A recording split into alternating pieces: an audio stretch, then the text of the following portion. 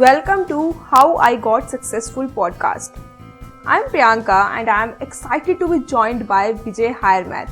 He's an airline pilot at AirAsia India with 15 years of work experience as a pilot in 5 different airlines. Today we are going to talk about how to become a successful pilot and what are the requirements if you want to become a pilot. Vijay, thank you so much for taking the time to join us today. I'm excited to hear your insights and expertise on this topic. Could you share with our listeners a little bit about your background?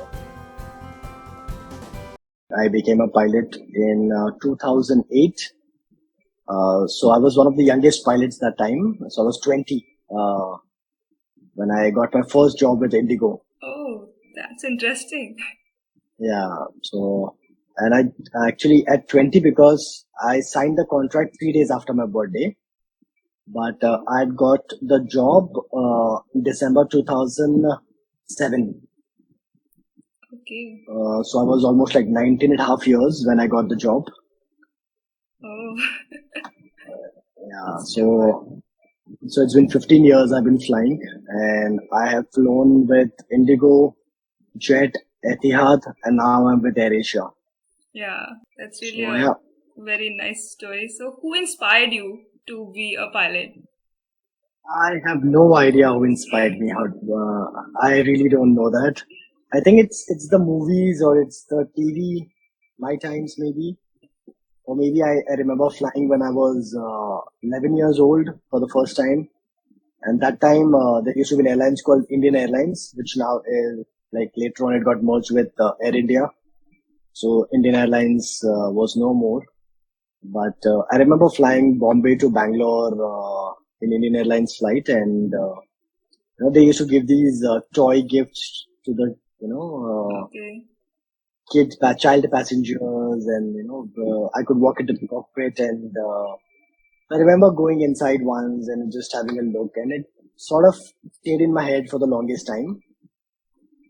But there's no individual person who's inspired me, just that the thought of flying, traveling the world, always excited me a lot. And those experiences inspired you, basically. Yeah, maybe, yeah. What were your early challenges to clear your vision? Like, as you told me that there was not at all any individual person who inspired you. So, how you cleared your vision? What were your challenges? So coming from a non-aviation background, basically, what happens is you have nobody to tell you how should you go about becoming a pilot. So the roadmap is not clear at all. At least in today's world, thanks to social media, thanks to the phones basically. Back then there were no phones. The phones had just come in, but they were like e-networks, there was not much of Google happening. So it was an alien industry totally. Usually if you see during those times of pilots, they were all pilots from a army background, defense backgrounds basically, or who had a generation of pilots in their family. So it's like not outsiders very rarely thought of getting into this industry. Because there was no proper roadmap, there was no guidance, there was no, okay, you do this, after that you have to do that. But it was all basically trying to find small little things from whoever you could connect, like how to get your medicals done, how to clear your papers, where do you study, which books do you refer to. So a lot of us trial and error. And obviously your parents my parents were always there. They were like, okay, no problem. Even if you take some more time, just find your own path. And so it was all about doing all the trial and error by yourself, like flying down to a flying school. You can't call them up because Google didn't have the numbers. So I remember driving down from Bombay to Ahmedabad to a flying school called AAA, Ahmedabad Aviation Aeronautics. So we 10 hours drive from Bombay to Ahmedabad, just in a hope that what information we have about this flying school, is it true or it does really exist or not? So we had to take so much of effort just to go there, and eventually, yes, it was an actual flying school. So we met them, we met the owner, we met the managers there. So that is how I took my first admission. Wow, that's nice. And it's basically, once you get into the water, you learn how to swim automatically. So getting into Ahmedabad and that flying school was the first step into aviation and into my towards my goal. Yeah, and then everything automatically started falling into place. It just started happening. Okay, so what challenges you are facing today? Today's time for the aspirants, I don't think it is any sort of challenges, but I guess too much of information is also not good at times. Yeah. I guess there's so much of excessive information on the YouTube or Instagram or the so-called influencers Yeah. who are trying to tell you what to do and how to do things. But are they influencers actually flying? No. Yeah. Are they really doing anything? No.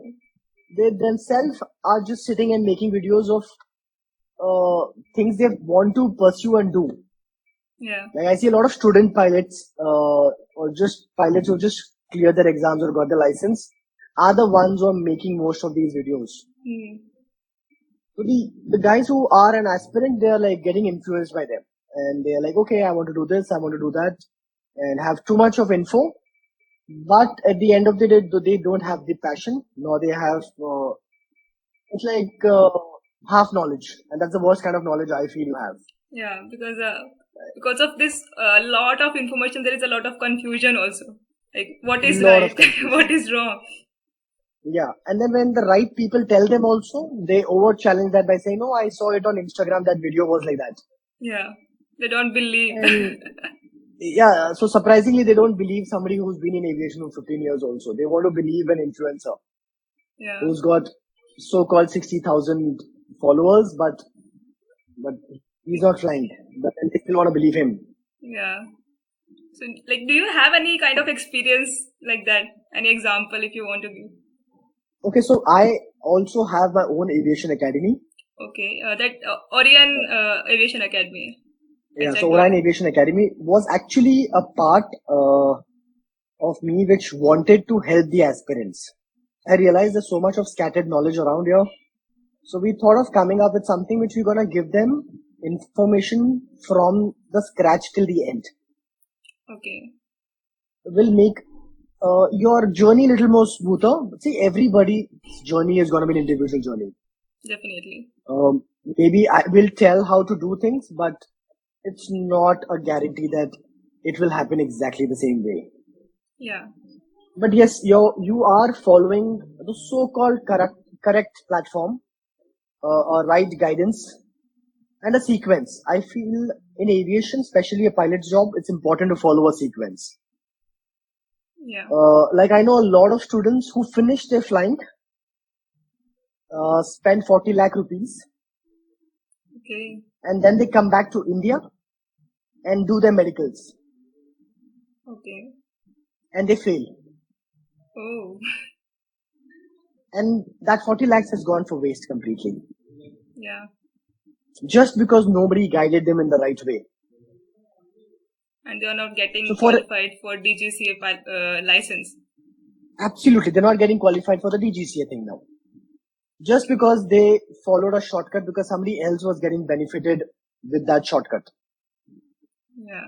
But if it was me, I will tell somebody to go do their medicals the first thing.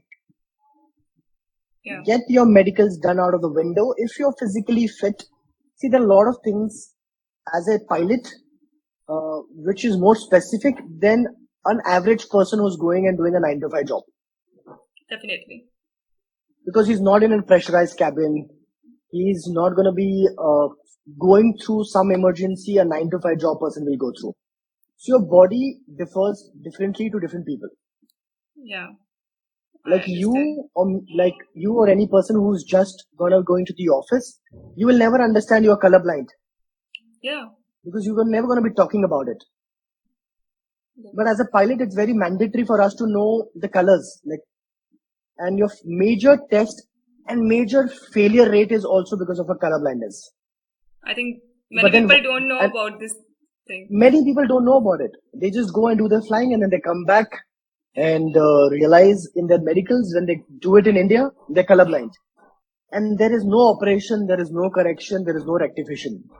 If you're a colorblind, you're a colorblind. That's it. You're fate. Okay. So it's very simple. You cannot become a pilot ever in your life. So that means this is the very first requirement you need to check. If you want to follow the right path, this is the first requirement. Okay. But if you want to follow your own, or you want to follow social media, Insta, or your friends, family, it's up to you. But according to me, as per Orion, we've made a sequence, a flow chart. Okay. So we don't take admission of any student till the time he doesn't come with a medical certificate to us. Okay. So once he shows me his medical certificate, he tells me that, sir, I have cleared my medicals. Then we start doing the next step, is do their documentation to get them a computer number, prepare them for the exams, clear their exams, and only then we send them for flying. Okay. Because what happens sometimes, you don't clear exams also. Yeah. So it's important you finish all the hard work, get your papers done, get all your stuff done, and now enjoy the flight. When you're flying, you should only enjoy the flying. Yeah. It must not be a burden for you. Yeah, because you don't want to come back home and study again for your ground. So a lot of people do things together also. They do flying and they do also studying. So not they're flying well, not they're studying well. Yeah, they are not focusing. And these are the people, they're not focusing. It's not their mistake, but they have to do two things together now because they paid for both. Yeah. And they are the ones who end up doing their pilot license for 5 years, 6 years. Okay. But on an average, if you follow the right sequence, you can become a pilot with the license in 18 months. 18 months. That means 1.5 years. 1.5 years, a really, really smart ones, 1.5 years. Bad luck, once or twice you didn't clear the exam, 2 years. Max to max 2 years. Max to max 2 years, if you just follow the sequence.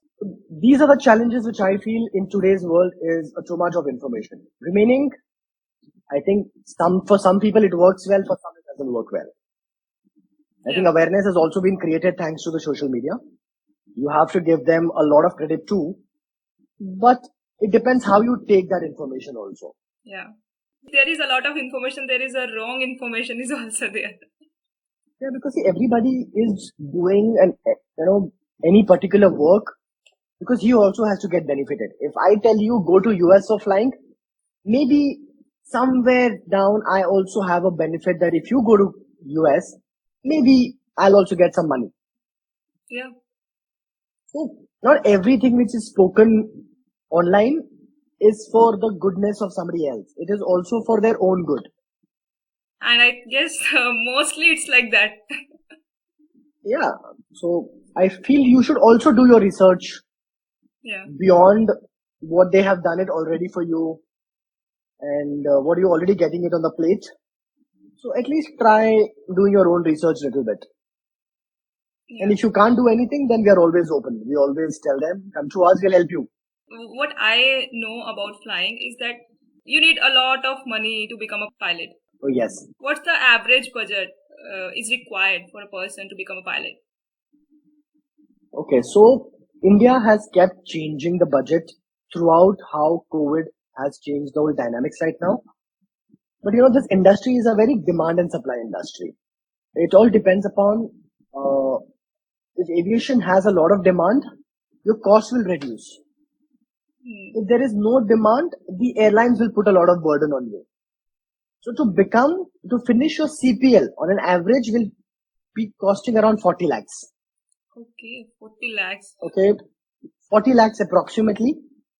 And now after you clear your exams, get your license, there are some airlines who will tell you, go do your type rating. So basically the aircrafts which the airlines fly are the Airbus or the Boeing or the ATRs. So some airlines tell you, go do your own type rating. Now that type rating costs you around 20 to 25 lakhs approximately. And all these numbers I'm telling you is on a little higher side. Can be low, okay. So now with the type rating, this comes to around 60-65 lakhs. The thing which made it a little bad in last 1 or 2 years with the aviation is airline, after doing everything finishing your type rating, everything, airline was asking for money for your training also. Okay. So there were some airlines were asking 50 lakhs, some airlines were asking 60 lakhs, some airlines were asking 75 lakhs. So you have to pay that money to the airlines. That's a Even after huge clearing, amount. that's a huge amount of money.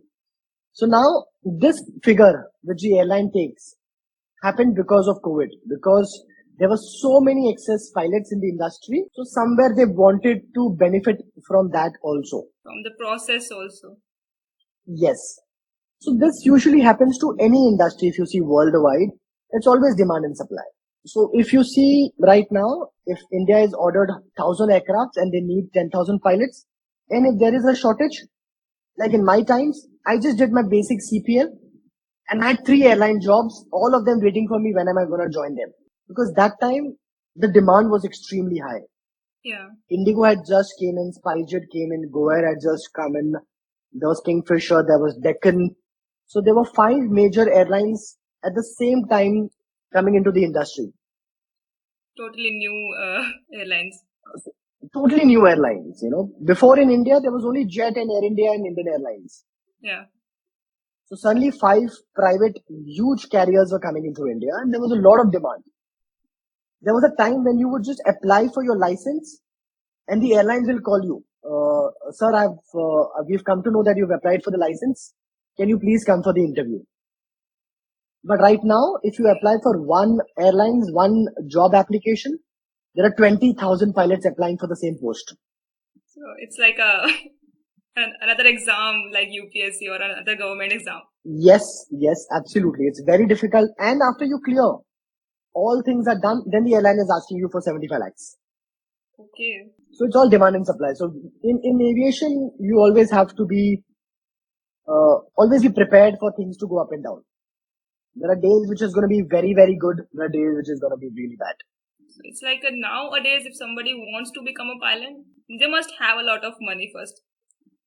Because yes, they should have a lot of money. They should be ready to be sitting at home. Yeah. They should be prepared.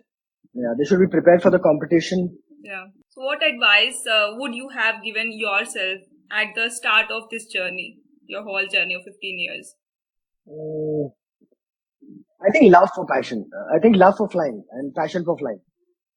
I think my love for flying, love for what I was doing kept me going.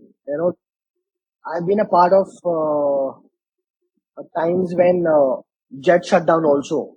So we all saw, what we had to go through financially, emotionally. But if the passion is there for flying and things will get better, it keeps you going. And not every day is going to be the same day. Not every flight is going to be the same.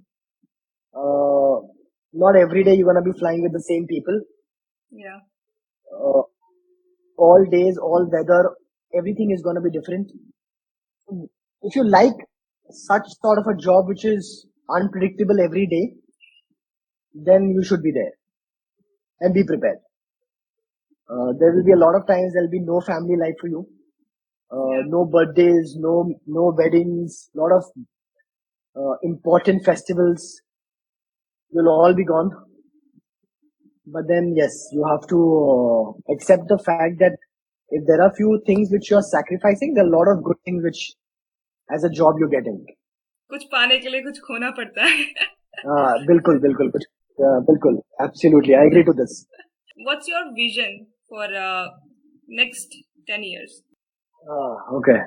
I don't make long-term visions as such, but maybe I want to get into training in the future where I want to train the young pilots who join airlines.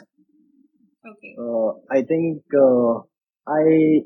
I feel that it's the best thing to do is to pass your knowledge, pass your experience after one point. Maybe till now I felt that I was very happy what I'm doing. I'm still very happy what I'm doing. You just do your flight, come back home and not be bothered about anything else. But once you get into the operations, once you get into the technical aspects of flying, teaching or the training part, then you have to sacrifice your me time a lot more. So I feel that maybe in another 5 years, I'm sort of ready that I'll take the next big leap of training and teaching and sort of guiding the aspirants when they join the new airlines to start off with flying, how to go about it and everything. So yeah, that's my only small vision maybe I have, but nothing major as such.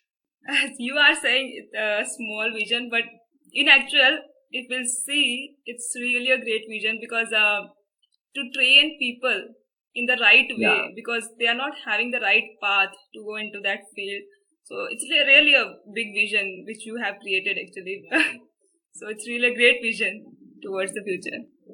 Yeah, because for this particular vision, you need to be ready because you can't guide them wrong. You can't teach them wrong. You can't train somebody wrong. Yeah. So till now, I thought, I used to I still think today also when I go for flying, I like flying and I want to fly for myself. I just like to do my job and come back home. But, these thoughts have started creeping in and I feel that maybe yes, I will like to take this next big step as a trainer in near future. But right now I'm enjoying myself. What I'm doing, I'm liking it. That's the biggest thing. If we are doing something, we must love that. Otherwise, there is Yeah. no means of doing that. Totally. I agree to that. You have to love what you do. Thanks, Priyanka. It was lovely talking.